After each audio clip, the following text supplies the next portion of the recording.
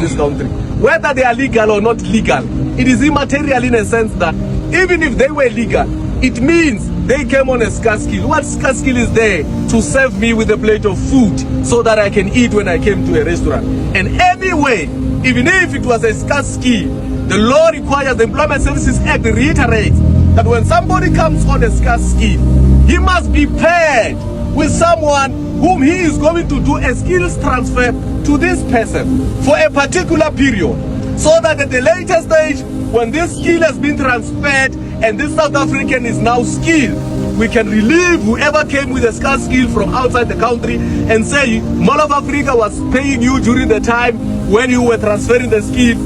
We see now that our person here is so skillful and we appreciate you for that. We can now thank you and then you can go back home. We will now consider doing, or with our own locals, who will also now get the South African that he will transfer the skill as well, and then South Africans get hired. There isn't much to say. This is what we came about. I'm asking for a pen there. I'm going to sign in full view. The recipient, we are going to give them time just to speak to us before signing and submitting the memorandum. That's signed at Mall of Africa entrance. I don't know what entrance is this, but it's the H&M Truett's entrance.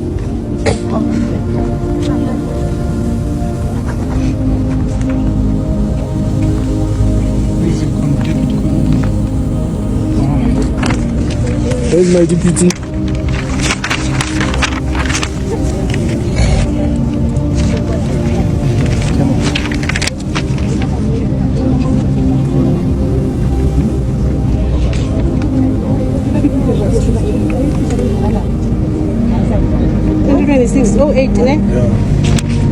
In the meantime, we have signed ourselves as the convener, the deputy convener. We hereby opening the floor to Mall of Africa management just to give us a word or two and sign and receive our memorandum.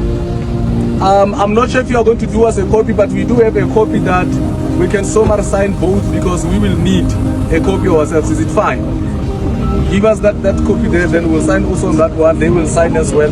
We know that what they have is what we have, it is what is signed.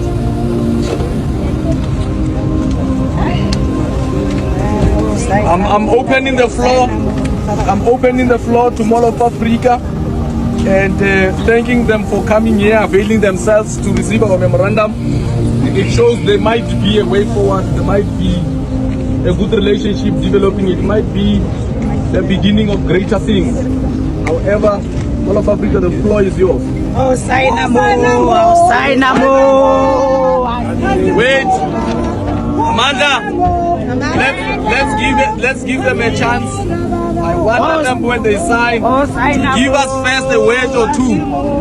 I want them to give us a word or two, and then we can carry on from there. Good afternoon, everyone. My name is Katlebo Pasha, Senior Operations Manager for Mall of Africa. I'm acknowledging that I have received this memorandum of demand, which I will sign gladly with the second copy being signed as well. That is all on my side. Thank you. Let me reiterate that Mall of Africa management must not shy away from sharing this memorandum to all tenant companies. That is why, if you can read the contents, it says the management and all the tenant companies within Mall of Africa. Because time and again, sometimes it be that you submit a memorandum and there is no response, or the response is that, no, as Mall of Africa, we cannot force people to do this and that. We agree on that. That one we don't dispute. But also, as Mall of Africa, the law mandates you to be responsible, vicariously so, to ensure that the people that are here are compliant. And that is only what we are asking, and we are hoping for a positive response. All this will be shared with the SAPS, with the JMPD, to make sure that they are in position of what we have submitted. And we believe the response as well will be shared with the respective institutions to say it has been responded to and our people are being considered for employment. Thank you very much. We can sign and get a copy, we can get our copy. It's one and the same, my leader. I'm glad that you are verifying, that you don't sign something that in there, it's not there, then it is in here. But however, you can take whichever memorandum you want, because it's one and the same. If you give us that one, it's okay. You take this, or we take this, you take that one.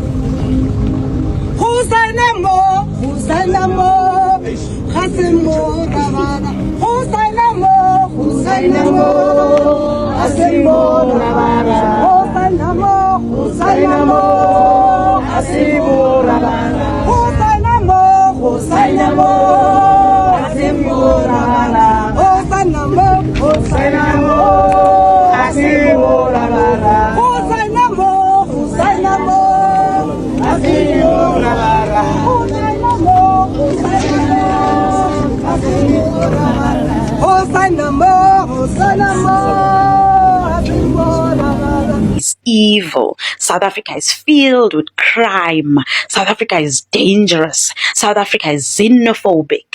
Free buses were allocated for you to go back home to your safe haven, to your safe place, unxenophobic place. Even free planes were allocated for you, free to fly you for free back to your safe place. But you are still here and still claim that South Africa is unsafe, South Africa is dangerous, South Africa is xenophobic, South Africa is filled with hatred. But you're still here. If that's not mental illness, I don't know what is. Hey, I dedicate this video to the Zimbabweans, the most educated people, the most hardworking people in the world. Zimbabweans, most educated this and that, blah blah blah, educated this and that, what. Woo, Zimbabweans, I feel for you guys. I see. My last video I said Mnangagwa is not making things easy for you guys, so he's continuing. You guys say that, yeah, we got houses in Zimbabwe, blah blah blah, this and that. Get ready now. I just pray and hope that none of you saying that you got houses there, but Zimbabwe is destroying every house in somewhere, guys. So better pray your house is not there. There's definitely an organized campaign to defend South Africa and make it seem like it's this rogue, xenophobic country that you should stay away from. And you can prove this by looking at what Trevor Noah posted. He posted this video about South Africa tourism, and then even Community Notes wrote something about South Africa is xenophobic against other Africans, blah, blah, blah, blah. So you know that the war is bigger than just a couple of people making false statements. There are some big institutions that are behind this, all right? But here's what I can say to all South Africans out there. You're doing the right thing to fighting for your country, to fighting for order, because if you don't, I'm telling you, I have traveled so many times in so many different countries and continents. I can tell you the level of chaos and disorder and ugliness of how bad things can get is something that you will never imagine. Like, things can get, like, I know things are already bad right now. That's why so many South Africans are complaining about it. But you have to understand that things can get much, much worse if you allow lawlessness to just, get unchecked in the name of, we're all Africans, or we all this, or immigration is available in every country. Look, that does not excuse for lawlessness. That is not an excuse to just allow people to run rogue and just do whatever the hell they want in your country. You definitely have to protect it. The functional countries are the way they are because there's someone who protects it.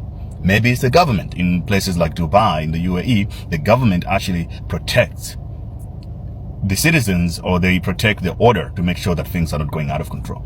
In South Africa, if the government is not doing it, I mean, somebody at some point, if the people shall rule, the people would definitely stand up. Now, I'm not advocating for any form of violence at all. Violence is absolutely wrong. But it is right to demand the level of quality, the level of life, and the standards that you want to accept as a country. All right?